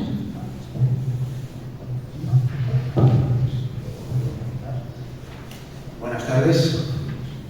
Yo también agradeceros que estéis aquí, que nos acompañéis. Queremos hacer esto interactivo, queremos hablar con vosotros, queremos que nos transmitáis vuestras dudas, queremos en la medida de lo posible pues tratar de buscar soluciones, tratar de debatir y bueno, sabemos que la situación no es fácil, que hemos pasado una pandemia, que la situación ha cambiado mucho en los últimos años. Pero no por ello vamos a cejar en nuestro empeño de buscar soluciones a todos los problemas que tiene la salud de Castilla y León y más concretamente lo que nos ha traído aquí el hospital de Medina. El hospital de Medina naturalmente pertenece a la red de hospitales de SACIL, pertenece a la sanidad pública de Castilla y León, englobado y encasillado en la Junta de Castilla y León. Es un servicio naturalmente y eminentemente público. Esto creo que sobra decirlo. Bien, un poco de forma pedagógica, de forma de recordatorio, que creo que al final es lo más importante, recordar el tipo de servicios que tenemos en nuestro hospital, que no son pocos, trabajan muchos profesionales en nuestro hospital y nos aportan gran cantidad de servicios sanitarios. Tenemos alrededor de 111 camas, repartidas en distintos departamentos, en distintas unidades de hospitalización. Tenemos medicina interna, tenemos cirugía general, aparato digestivo, traumatología, maternidad, pediatría. Tenemos una gran cantidad de unidades de hospitalización y de servicios al usuario. Tenemos, por supuesto, consultas externas, todas ellas gestionadas por distintos profesionales. Una gran cantidad de profesionales que si no trabajan de un modo coordinado, es muy difícil dar una atención sanitaria de calidad. Tenemos el servicio de urgencias, el hospital de día de urgencias, el hospital de día pediátrico, tenemos quirófanos, tenemos una unidad de reanimación, es decir, tenemos un hospital en definitiva muy completo y tenemos unos profesionales que están muy implicados y que me consta que tienen una enorme vocación, que trabajan coordinadamente entre ellos para poder dar la mejor atención posible. Es cierto que en los últimos 20 años la atención sanitaria ha cambiado mucho. Teníamos bolsas de trabajo muy extensas hace 20 años. Los profesionales, muchos de ellos apenas conseguíamos trabajar durante el verano, en Navidades, cubríamos vacaciones, etc. Todo esto ha cambiado radicalmente, casi hasta el punto de que podemos elegir dónde queremos trabajar. Es verdad, lo comentaba ahora con Gonzalo, que ha habido incluso durante la pandemia y después también una competencia enorme entre los propios hospitales de la comunidad y los hospitales de Valladolid. Es decir, teníamos trabajadores en Medina que les ofrecían otros contratos en otros hospitales, naturalmente mejores, y teníamos a profesionales que de un día para otro se nos iban a otros hospitales y no lográbamos entender el porqué de esta competencia entre hospitales. Es verdad que estamos yendo hacia un modelo de una gran especialización de profesionales, incluso, si se me permite decirlo, excesiva especialización de profesionales, donde tenemos profesionales en hospitales de referencia que hacen funciones y técnicas tan concretas y tan específicas que apenas saben hacerlas ellos y 4 personas más, lo que impide a veces que puedan extender su trabajo y sus funciones a más usuarios, como sería lo ideal y lo recomendable. La falta de profesionales también hace que los profesionales que tenemos trabajando en el hospital, en este y en todos, es que estén sobrecargados. Existe una sobrecarga importante de trabajo y un enorme estrés por parte de los profesionales. Fijaros que también tenemos profesionales que tienen una edad avanzada y yo a veces me asombro del compromiso que tienen nuestros profesionales cuando, por ejemplo, pudiendo extender sus guardias, pues tienen el derecho a cumplir los 55 años de dejar de hacer guardias y sin embargo siguen haciéndolas. Y eso creo que es digno de mencionar aquí. Debido al déficit de profesionales, la tendencia a la que vamos ahora es a compartir profesionales. Lo decía muy bien antes Gonzalo. Del mismo modo que la atención primaria tenemos un médico que atiende varios puntos o que atiende varias localidades o varios pueblos, pues tenemos a profesionales que están viniendo del Hospital Clínico de Valladolid a prestar aquí sus servicios o a hacer guardias en momentos puntuales. Y es así, y es más, puedo decir que sin ellos en muchas ocasiones no se podría prestar ese servicio en determinados días. Entonces, todo esto nos supone avanzar hacia una reorganización de los profesionales que, dada la situación, creo que es irreversible, y además necesaria. Hace muchos años, algunos de vosotros lo habéis conocido, pues las mujeres tenían que ir a Valladolid, o tenían que dar a luz en Valladolid. Afortunadamente todo eso ha cambiado gracias a la cartera de servicios que tiene el hospital, que al final es por eso por lo que estamos aquí, tratando de defender todo esto. Nos consta que en los últimos años, en los últimos meses, se han hecho mejoras en el hospital. Es verdad que estas mejoras necesitan tener detrás los profesionales sanitarios para poder manejar estos equipos, para en definitiva poder prestar una atención de calidad. De poco nos sirve tener un TAC de última generación si no tenemos un técnico de rayos que sepa manejar el equipo, o si no tenemos un radiólogo que sea capaz de pedir esa prueba y de informar esa prueba diagnóstica en concreto.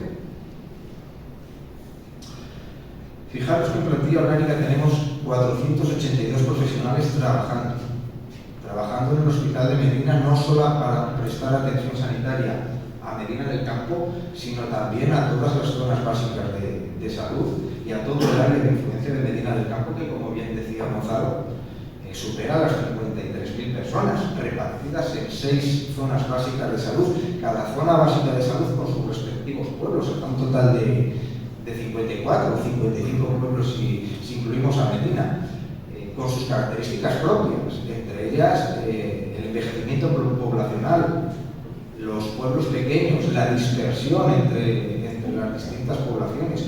Todo esto hace que nuestro servicio sanitario tenga unas características propias que hay que tener en cuenta a la hora de reorganizar los servicios. Fijaos, 113 enfermeras, 88 técnicos en cuidados auxiliares de enfermería, 35 celadores, 88 médicos de diferentes especialidades y un montón de profesionales nos están atendiendo aquí. Las listas de espera existen, naturalmente que existen, y me consta que la sobrecarga de profesionales que están trabajando día a día, codo con codo, de verdad, prestando una atención de una gran calidad, y sin embargo a veces no logramos paliar las listas de espera que tenemos. Por ejemplo, me consta que ahora mismo tenemos alrededor de 500 personas en lista de espera quirúrgica no urgente, y bueno, tenemos otorrinos que han venido últimamente al hospital, oftalmólogos, radiólogos que vienen desde Valladolid, pediatras que vienen a hacer guardia. De alguna forma la gerencia está tratando de paliar esta situación con estos pequeños parches que, si bien no acaban de solucionar el problema, puede ser un parche para hoy, pero como digo, no soluciona el problema a futuro, ni es una solución a largo plazo. Las soluciones pasan por fidelizar profesionales. Las soluciones pasan por aumentar el número de plazas MIR, las soluciones pasan por incentivar a los profesionales para que puedan venir a Medina en forma de incentivos retributivos, en forma de investigación, en forma de docencia, en forma de carrera profesional. Cualquier cosa que se nos vaya ocurriendo es válida para tratar, que creo que es uno de los objetivos que tenemos aquí, de hacer atractivo el Hospital de Medina a los profesionales. Tenemos una ventaja y tenemos un problema, y es que tenemos 2 hospitales de referencia a 30 minutos de Medina. Eso es una ventaja para nosotros. Tenemos los más altos especialistas y la mayor especialización posible la tenemos muy cerca de Medina. Sin embargo, eso también hace que los profesionales tiendan a vivir en Valladolid o tiendan a querer trabajar en hospitales grandes, en hospitales de referencia, hospitales que tienen más salida a la hora de realizar docencia o a la hora de realizar investigación. Solamente por esos motivos pues, se hacen mucho más atractivos a los profesionales, y muchas veces Medina, me da mucha pena decirlo, pero se convierte en un hospital de paso, en un hospital incluso trampolín para acabar trabajando en otros hospitales más grandes, en la gerencia o en otro sitio. Es algo que yo he visto con mis propios ojos en los últimos años. El Hospital de Medina tiene una cartera de servicios importante como hospital que es ya independiente desde hace unos años. Desde hace unos años ya el Hospital de Medina se constituyó como una gerencia de atención especializada propia, a pesar de que compartimos gerente con el Hospital Clínico de Valladolid, pero funciona como a todos los efectos, tanto profesionales como administrativos, funciona como una gerencia de atención especializada independiente. Bueno, hablando de la cartera de servicios, por hacer algo de pedagogía o de recordatorio, tenemos todos estos servicios que estáis leyendo justo detrás mío. Y naturalmente la falta de profesionales es apremiante. Se están tratando de poner parches desde la gerencia, como digo. Hablaba Gonzalo de contratar a médicos sin especialidad, hablaba de profesionales extrahospitalarios. Aquí hablamos también muchas veces de mucha burocracia, ¿no? Como corrígeme si me equivoco, es el Ministerio de Educación el que tiene que homologar los títulos extracomunitarios, a veces se demoran un tiempo, etcétera. Y bueno, a veces todas estas cuestiones burocráticas y administrativas deberían de ser mucho más ágiles para poder hacer esto, pues en definitiva, eso de una forma más ágil.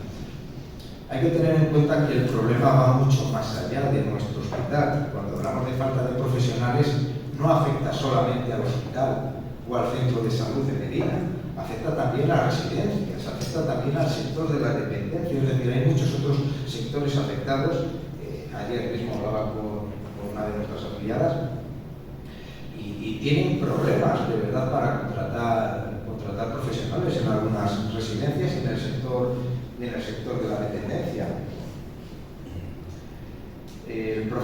Los profesionales, como digo, también hay cierta parte de la plantilla que se encuentra envejecida. Desde la gerencia también se están planteando soluciones que no acaban de ser del todo viables o del todo aconsejables en muchos casos, porque tampoco acaban de resolver el problema. Hablábamos antes de la jubilación activa, del reenganche, hablábamos de ese tipo de cuestiones, de la prolongación del servicio activo, que sí puede estar muy bien y puede estar muy bien el hecho de que este tipo de jubilaciones estén incentivadas, pero tampoco acaban de solucionar el problema.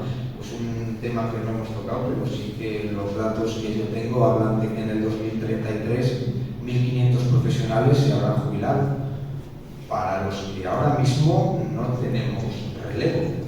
Y eso es un problema y es muy importante, sobre todo que desde la actividad sindical hagamos propuestas para tratar de solucionar este problema y cómo vamos a reorganizar el sistema de forma que sea viable y que mantenga, por supuesto, la calidad de la asistencia.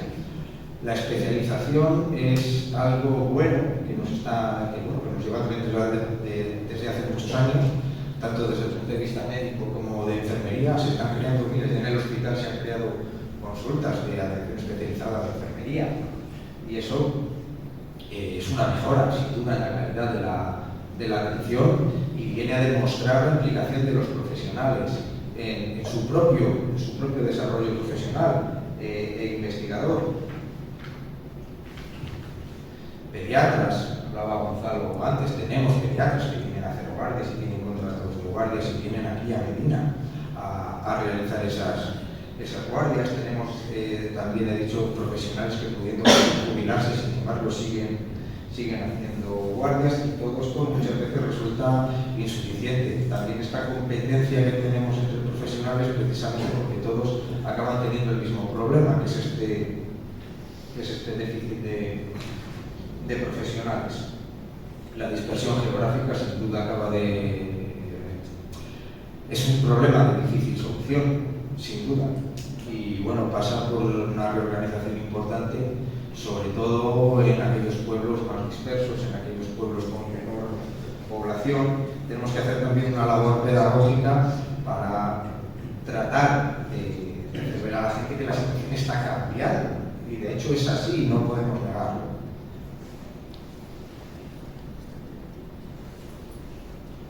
Continúo, bueno, ya hemos comentado la cantidad de personas que atendemos desde las diferentes zonas básicas de salud, de aquí, del área que comprende el Hospital de Medina del Campo.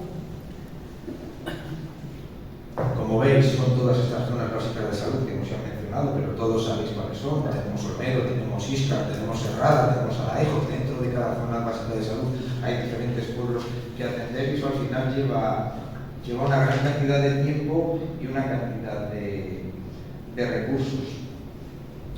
Soluciones para Medina, en concreto, son las mismas que para el resto de los hospitales, y algunas de ellas ya las hemos comentado. A mí me gustaría todo esto hablarlo con vosotros y que mis compañeros también intervengan, porque claro, son soluciones que entre todos debemos de poner en marcha. El hecho de compartir profesionales entre hospitales, la jubilación activa, la prolongación del servicio activo, la incentivación de los profesionales, tal vez cambiar las leyes que rigen la determinación de zonas de difícil cobertura para tratar de hacer más accesible y más interesante el Hospital de Medina del Campo. Naturalmente, la colaboración entre profesionales siempre ha sido muy importante y siempre se ha insistido mucho en este tema. La colaboración tiene que ser imprescindible, porque aunque está mal dicho que el centro de salud sea la puerta de entrada al sistema, sí que pensamos que la colaboración tiene que ser muy estricta y muy estrecha entre los distintos niveles asistenciales. Y tenemos que pensar que esto no es solo el radiólogo, no solo el pediatra, no solo el médico, no solo la enfermera, es mucho más. Las farmacias, los logopedas, los ayuntamientos, distintos servicios de terapia ocupacional, de trabajo social, etcétera. Todo esto tiene que estar perfectamente coordinado, porque sin todo esto realmente no tenemos una atención integral. Y por supuesto la colaboración con el hospital de referencia, que repito, tenemos la suerte de tener cerca donde nos prestan servicios que aquí en el Hospital de Medina en este momento no tenemos. Pero como digo, podemos tenerlos o podemos no tenerlos. Sin embargo, pues yo me gusta ver el vaso medio lleno, y es verdad que tenemos un gran hospital de referencia y lo tenemos muy cerca. Por eso la necesaria, estrecha y obligada colaboración con el Hospital de Valladolid. Y sin más, me gustaría hablar con todos vosotros y que estableciéramos un pequeño debate de preguntas, respuestas y bueno, conocer vuestras sensaciones. Gracias. A Paco Severo. A ver, por lo que yo he llegado a percibir de todas vuestras intervenciones, hay una realidad cambiante, algo que la situación que se lleva arrastrando como que ha llegado a una situación límite y hay que abordarla desde otros puntos de vista, porque hay otros medios técnicos y otra serie de realidades que hace años no había, y que también, sobre todo en la última exposición, yo creo que eso no lo ha puesto nunca nadie en duda, estamos a nivel profesional, aunque y valga la redundancia, rodeados de grandes profesionales que le dedican a a esto de la salud pues, su tiempo, su dedicación y su esfuerzo, ¿no? Yo creo que eso no lo ha cuestionado nadie.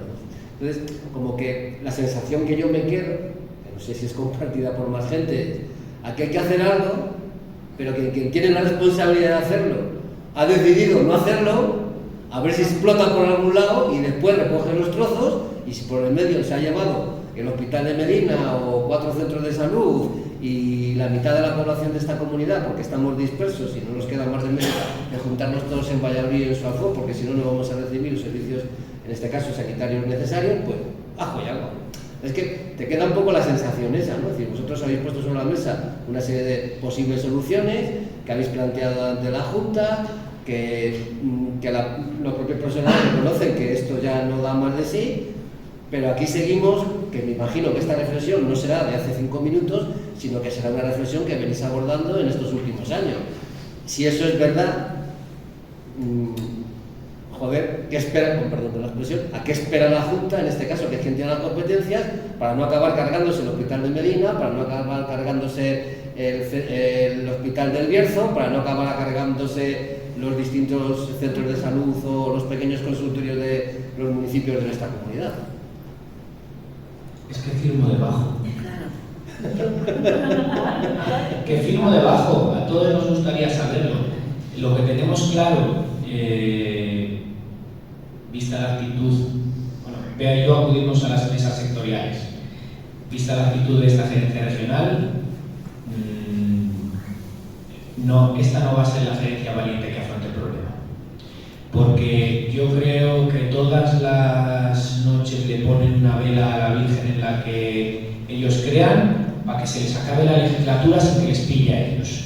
Sabiendo que esto se está cayendo, están echando cuentas a ver cómo podemos pasar y que se coma literalmente, y permitidme la expresión, el marrón el siguiente. Esto lleva pasando... Como decimos aquí los futboleros, patán para adelante y maricón de último. Exactamente. Pero esto lleva pasando desde no esta consejería, las anteriores también. Lo que pasa es que las anteriores veían el margen más lejos.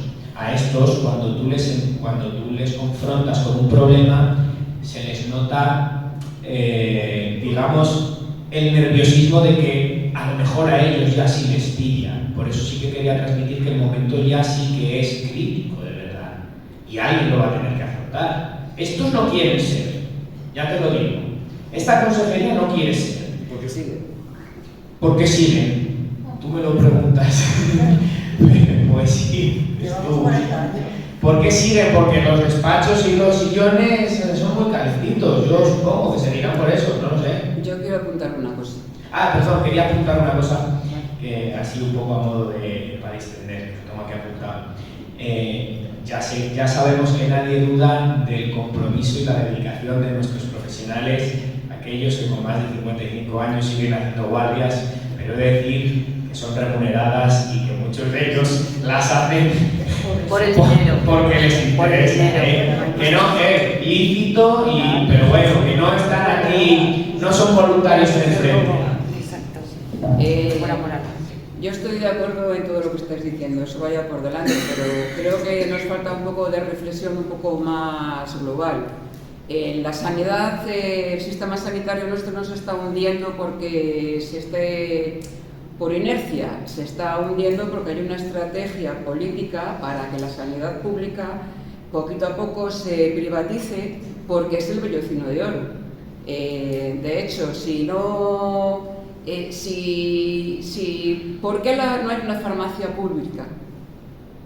Porque la farmacéutica es el gran negocio y la sanidad se está externalizando, mal dicho, se está privatizando porque puede llenar las arcas de alguien. O sea, no es algo que esté pasando y a ver si los políticos... A mí no me pilla bueno, puede que sí, ¿no? Pero probablemente ellos sean accionistas de los que están, de la sanidad esta semi-privada que nos está viniendo. Pero eso, a lo que tú estás planteando, llevaría a que un importante número de población de esta comunidad no tendría servicios sanitarios porque no podría pagarlos. Claro.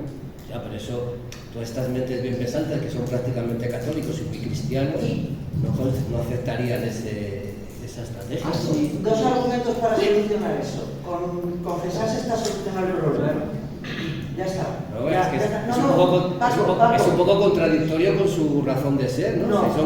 Si son católicos practicantes, No, porque no existiría pueden la aceptar que asistencia. haya...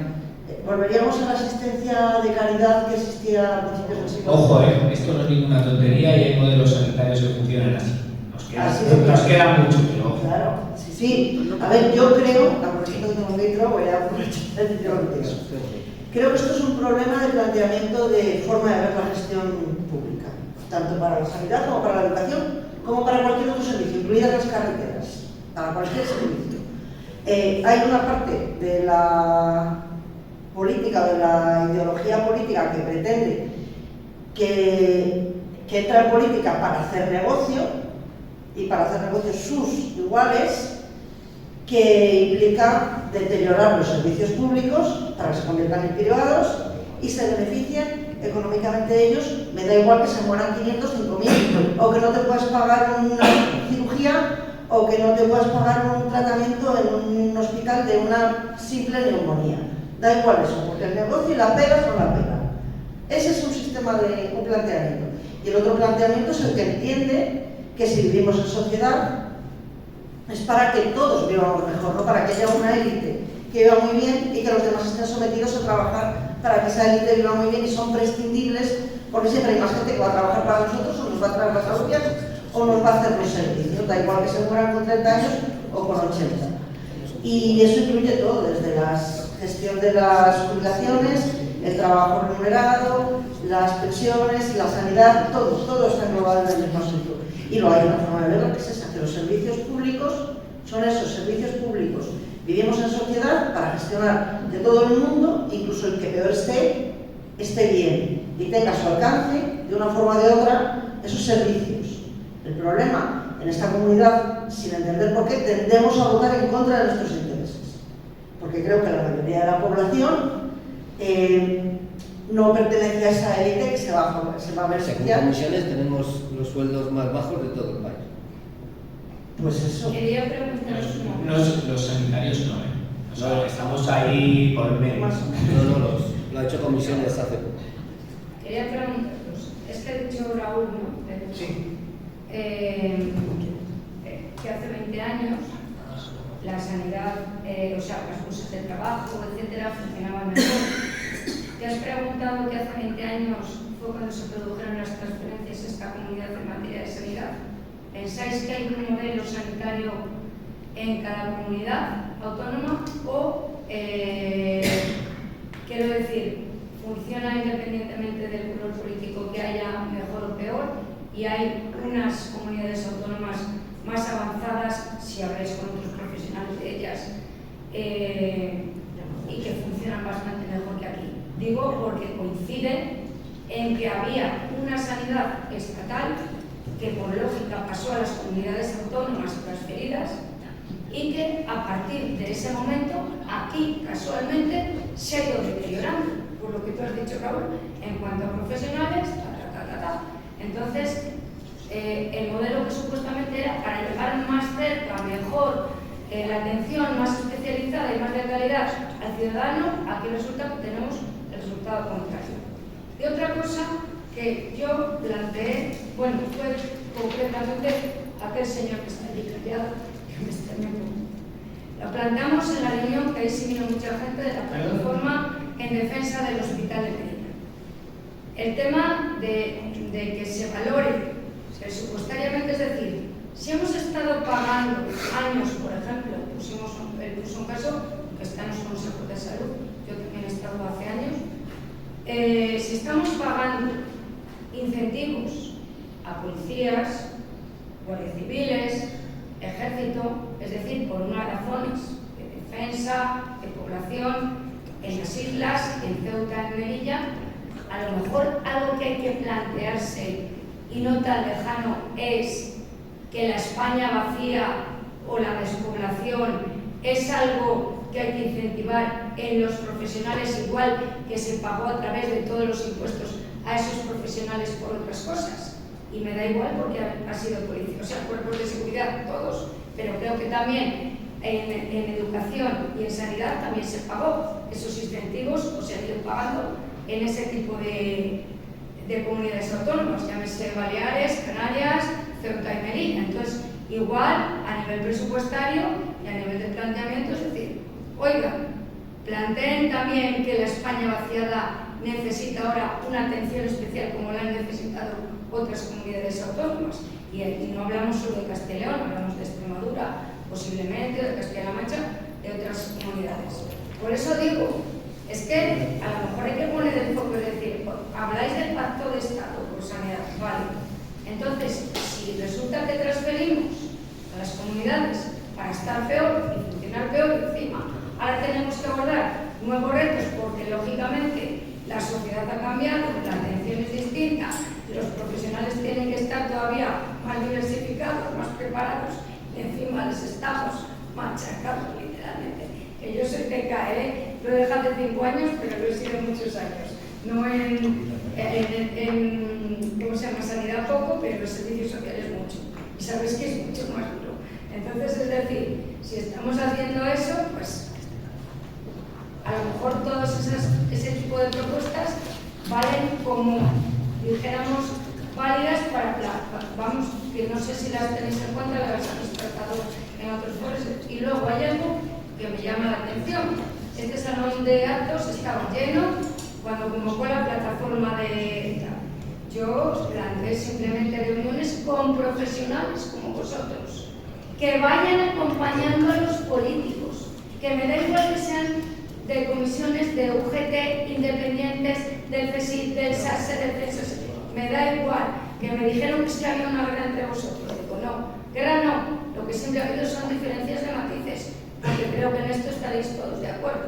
Pienso, aunque tengáis vuestras guerrillas internas, que parecen guerrillas a nivel de los que estamos fuera, ¿no? Pero sé que no es así.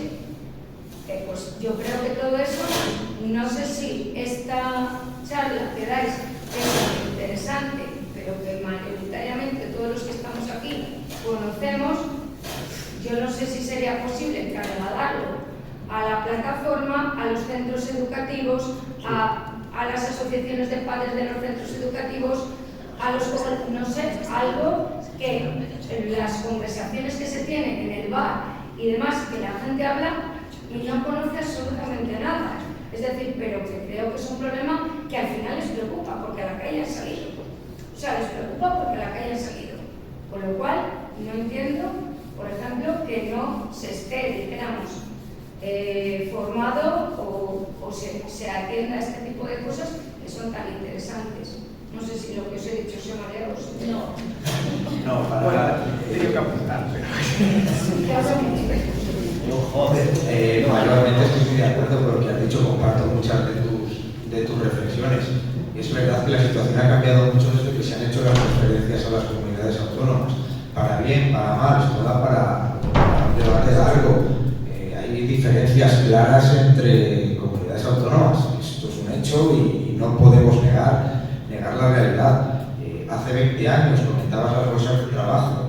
Había bolsas de trabajo extensísimas, donde apenas trabajabas unos pocos días, unos pocos meses al año, y esto era así. Yo tengo compañeros que han trabajado fuera de esta comunidad autónoma y incluso han tenido que irse al extranjero. Incluso todavía sigue siendo tendencia aquello de irse a desarrollarse profesionalmente a Inglaterra, a Alemania, a Italia, a Portugal, y somos profesionales de verdad muy queridos y muy valorados en Europa. Eso es un hecho y afortunadamente sigue siendo así. El presupuesto, pues lamentablemente hay un presupuesto, todo esto depende del color político y depende de la intención de cada uno el aumentar o disminuir el presupuesto. Es decir, el Hospital de Medina tiene un presupuesto de 40 millones de euros. Entiendo que tienen que ceñirse a ese presupuesto y entiendo que todo puede cambiarse y mejorarse si te lo propones. Esto es así, pero que existen diferencias, naturalmente, de la misma forma que la persona que vive en Valladolid tiene un hospital de referencia en la puerta de casa y el que vive en el pueblo del Riesgo no. Igualmente hay que atenderlos a todos. La España vaciada, me hablabas de la España vaciada.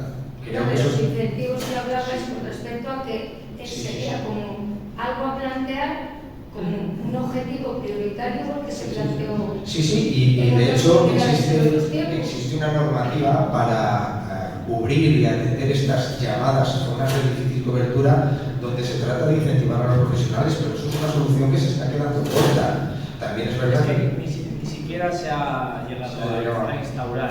O sea, aquello lo tienen en un cajón desde el año 2018 y no lo han vuelto a sacar. no se ha acabado de desarrollar, es que ni siquiera se ha iniciado ese desarrollo. O sea, nosotros en comisiones hizo una aportación que ellos utilizaron para no tener que trabajar y recortarlo lo más que pudieron para utilizarlo como un documento de partida, y allí se quedó, debajo de una carpeta.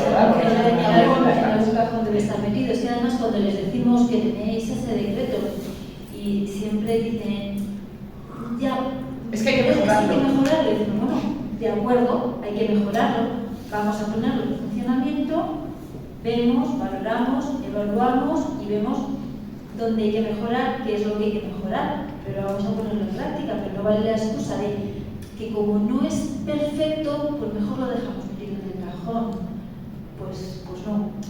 Y otra cosa que quería es que, claro, sí que importa mucho, o sea, el color, porque es que yo me pongo negra. Cada vez que hablamos es que el gasto en sanidad, que si es que vamos a hablar de gasto, vamos a hablar de inversión. Entonces, claro, es que esto gasto, es que no es ya de comisiones, que no es gasto, que es inversión, que es inversión. Y con los médicos pasa igual, se jactan mucho y bueno, parece que funciona de cara a buena parte de la población. Es verdad que Castilla y León es el que más número de médicos tiene. Entonces, somos la comunidad más extensa de toda Europa. Pero esa es la parte B que se les olvida comentar. Entonces, claro que es el que más tienes, pero claro, también es la población más dispersa, es la más envejecida. Castilla y León se acerca un poco, no está tan mal, a Aragón. Porque, por ejemplo, Extremadura son núcleos, es verdad que tienen dispersión, pero sus núcleos son de 1.500 habitantes, entonces no tienen núcleos de 20, 50 habitantes, como hay en Castilla y León, que es muy habitual. Entonces, claro, a mí hablar en datos brutos, que tengo un 4,3, ya, pero ¿qué población tienes? ¿Dónde la tienes? ¿Dónde está? Y ese es un pequeño detalle que siempre se le olvida comentar al consejero cuando habla de datos. Mira, lo primero, había una frase que no es mía, alguien me la dijo, yo diría que mi tutora cuando hacía la residencia. Y es que, según ella, la sanidad pública debería ser deficitaria. Debería ser deficitaria y no. O sea, es que a mí me hace mucha gracia cuando oímos, es que no es sostenible, es que no tiene que ser sostenible. Búscate el dinero de la partida presupuestaria que quieras, pero este servicio público no tiene por qué ser sostenible. Y la educación también. Exacto. Entender que entre el negocio o servicio público no son la misma cosa. Voy a ir por... eran muchas cosas. Perdón un segundo. Una cosa que yo digo, creo que lo habéis oído todos, la mayoría muchas veces. Si el privado es un negocio y es rentable, en sanidad pública, o sea, como servicio público, tendría que serlo mucho más. Porque el dinero que se gana el beneficio el beneficio industrial, como dice Paco, sería reinversión en los servicios.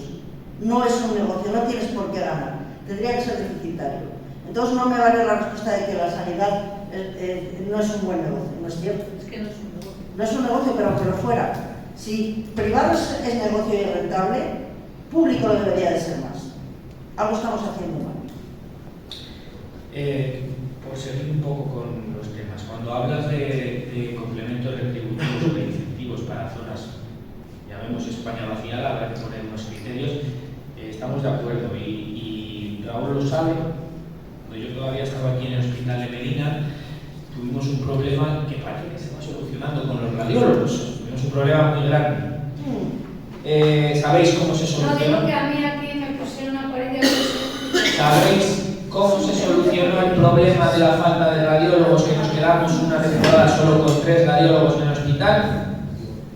con un complemento retributivo para el que venía de otras provincias a hacer una guardia al Hospital de Medina del Campo. Sé cuánto era, lo que pasa que no lo he visto, no os lo puedo decir.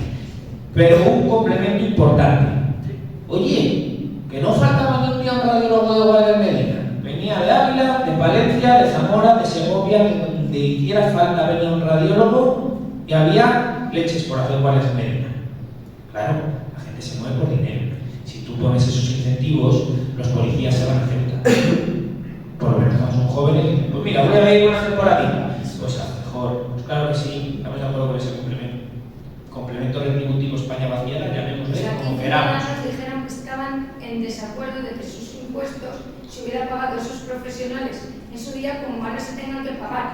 Que una persona que viene a trabajar con una plaza que cobre lo que tenga que cobrar. ¿Y cómo le hacemos que venga? ¿Le traemos a fuerza? O sea, esto no lo pasaron gente que estaba aquí, ciudadanos en la plataforma de Medina. Si me permites sacar una cosa que tenía apuntada y ya te doy. Insalud y transferencias. Insalud y transferencias. Lo he explicado perfectamente Raúl. Pues sí, las transferencias han hecho que haya diferentes modelos sanitarios en las 17 comunidades. ¿Y de qué depende que el modelo sanitario haya apostado por la atención primaria y por la salud comunitaria como en Asturias? De que han tenido un tío que era referencia al frente y ha sido valiente. ¿De qué depende que aquí tengamos este modelo que tenemos? Pues que esta comunidad es un cortijo de un partido político. Yo desde que tengo uso de razón, claro, cuando tú te habitúas a poder hacer y deshacer a tu antojo sin ninguna repercusión, pues el modelo se deteriora. Donde tienes que demostrar que apuestas por un modelo que funciona para volver a ganar las elecciones la siguiente vez, ya te preocupas tú de hacerlo bien. Sin hablar de las diferencias económicas que hay, ya no salariales, presupuestarias entre, por ejemplo, País Vasco tiene un presupuesto para su sanidad al que no nos podemos acercar, y es por sus condiciones fiscales que se lo permiten. Claro, más medios, más profesionales. Es que está explicando los medios de la Claro, es que ahí contra eso no podemos luchar, pero no podemos luchar ni el PP ni nosotros si somos consejeros mañana. No vamos a tener el dinero que tiene el consejero de Osakidecha. Es que ya vamos a ir acabando más que nada. Lo que quieres decir. Se ha hablado de querer profesional. Hace como un mes, mi doctora de familia decía que los políticos que gobiernan esta comunidad, que hace más de 20 años que sabían el problema y que por qué no habían tomado medidas, no se sabe. Quizás tendríamos que hacer una manifestación mensual y ir diciéndoles que qué pasa, que si es que no sabían el problema que había, que nos íbamos a encontrar. Pues a lo mejor es lo que sirve, porque desde luego convocar para que la gente se informe es una pena, pero no... La falta de previsión, tú misma lo has dicho, ¿es premeditada? Pues posiblemente sí. ¿Qué pasa? Que no puedes llegar y decir, mañana cierro todos los centros de salud, ¿por qué? Porque se nos quieren dar las sanitas. No, es mucho más sencillo saber que tus profesionales tienen entre 45 y 50 años y en 15 años se jubilan todos y no poner ninguna solución ahí. En 15 años ya tendrás el negocio en tus manos. Es por inacción, no por acción. Al final el resultado es el mismo. Y tenéis razón. La estrategia la puso en marcha por Margaret Thatcher y Lleva años protestando.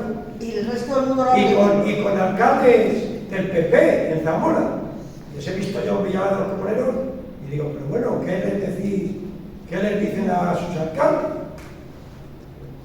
Pues nada, que no se atreven algunos a ir a los políticos a decir lo que están pasando. Estaba, pero puede ir ahora ese. Ahí nos queda. Yo quería, no es un comentario simplemente de la plataforma famosa de Medina del Campo. Sabemos el hospital de Medina del Campo. He visto una representante que ya hace un ratillo. ¿Han estado? Sí. Y ya no les veo.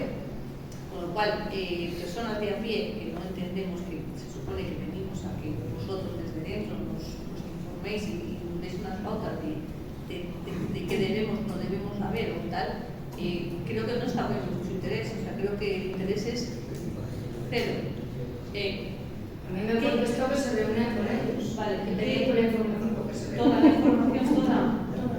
Bueno, no sé, yo lo planteé, a ver, cuando plantearon ir a hacer una reunión con el alcalde, que estaba detrás callado, dije, yo creo que el alcalde no es una persona competente, aunque os pueda acompañar, lógicamente por apoyar a la plataforma, y tendréis que ir con profesionales, con sindicatos, y me dijo que la plataforma que no era política. Bueno, sabemos es una decisión que han tomado ellos, lo sabemos y porque no podemos intervenir nosotros en lo que hace la plataforma ciudadana, ni decir lo que tiene que hacer. Mañana vienen plataformas de Que digo distintas. que estuvo muy bien porque podría haber sido algo que hubiera podido mover a más gente, ayudaros a vosotros y demás. Mira, ¿quieres que te diga la verdad? Sí, dime. Lo intentamos y se nos dijo que era una movilización sin siglas de ningún tipo. Lo hemos intentado. Nosotros estuvimos en contacto, ¿te acuerdas, Raúl? Estuvimos en contacto diciendo, oye, la capacidad de movilización que puedas tener tú puede ser muy grande, pero la de todos empujando en el mismo sentido es mayor.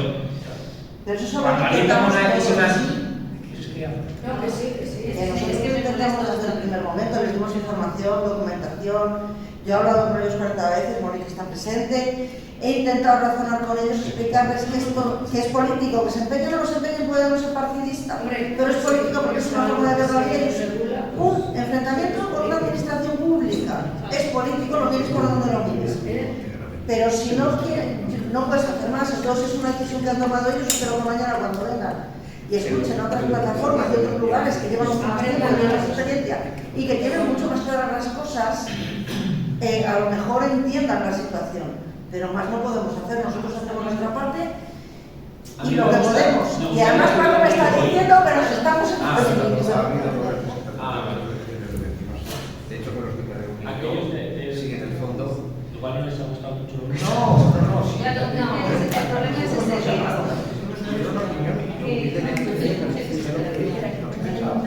Jesús lo que ha traído. Los servicios públicos dependen de lo que exige la sociedad y de la presión que ejercen ciertos grupos de la misma. Y así son los servicios públicos que tenemos. Yo, por la experiencia que tengo en participación ciudadana de unos años para acá, posiblemente casi 20 años, veo que las exigencias por parte de los ayuntamientos, de los grupos de gobierno del ayuntamiento, cada vez más bajan. Por ejemplo, en la comarca de Medina, el único alcalde que le veo yo que proteste y exija algo de la sanidad es el de Bobadilla. Los demás están todos desaparecidos. Sí. Por lo tanto, es normal que al final se vaya estropeando esa sanidad pública porque ni el pueblo exige al alcalde ni el alcalde exige al gobierno. Es decir, es un tema difícil porque yo lo llevo viendo, por decir 20 años, puedo decir 15, 17, me da igual. Y luego una curiosidad que tenía, si el tema del hospital de Medina, me habían comentado que el tema de maternidad era muy bajo, el nacimiento es bajísimo en toda España, en Medina en especial. Con el servicio de maternidad habéis propuesto a la dirección de que esas personas vayan a otros servicios y cierren maternidad, o no habéis hecho nada con relación a eso. No, por el momento no se está trasladando a Valladolid ningún parto ni nada. Por el hospital sigue funcionando con normalidad en ese sentido. No, sí, pero Sí, pero yo digo que digo que es verdad, es muy baja y se atiende a muy poca persona. Desde el punto de vista del equilibrio del sistema, tenemos que también los ciudadanos participar en ello y decir, bueno, pues mira, mejor maternidad hay que cerrarla en Medina porque nacen 3 cada 6 meses. Y eso no es un problema de rentabilidad de autonomía que a veces hay que valorarlo, cómo utilizamos los servicios y aprovechamos de ellos esas personas que vayan a otro servicio y se cierre maternidad, que se lo habéis planteado o el tema sigue así adelante. Nosotros desde luego no. No, Yo sí que nada, sé. como te digo, está funcionando con normalidad. Además, los números son otros. O sea, Además, nada, espero que se estamos mantenga. naciendo 3 niños cada 6 meses, nada similar. Todo lo contrario, tenemos picos de actividad de maternidad pediatría que en ocasiones sobrecargan a los profesionales que tenemos trabajando en ese servicio. Es que a mí me han dicho que el nacimiento es... Alrededor, los últimos datos que conocemos en el Chicos. territorio de Medina son, y ya cerramos, unos 300 300 al año. Sí, 300 partos al año. No llega a uno al día, pero por mucho que se oiga, creo que intención de cerrarlo, no. Bueno, pues muchas gracias a todas y a todos por venir, a vosotros Gracias. por venir, sobre todo por explicarnos